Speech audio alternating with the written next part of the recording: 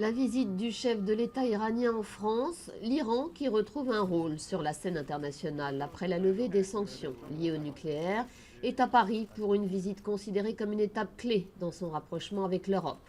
Hassan Rouhani a reçu les honneurs militaires ce matin aux Invalides et il se rendra dans la journée à l'Élysée.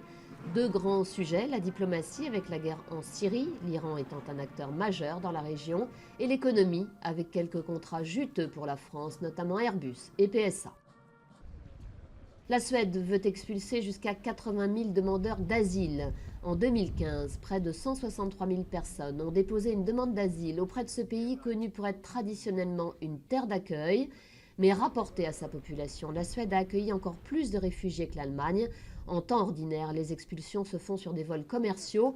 Compte tenu des chiffres, Stockholm envisage d'affréter des charters. La poursuite de la grogne des taxis. Pour le troisième jour consécutif, près de 200 taxis bloquent toujours la porte Maillot à Paris.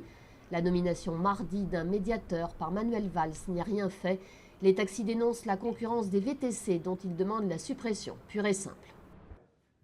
La France malade du mal logement. Selon le rapport annuel de la Fondation Abbé Pierre, le nombre de personnes habitant dans des logements précaires a augmenté de 50% entre 2001 et 2012.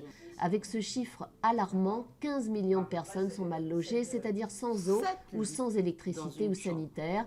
Quant aux pas logés du tout, leur nombre a aussi doublé en 10 ans puisqu'ils sont 141 500 à la rue ou dans des centres d'hébergement.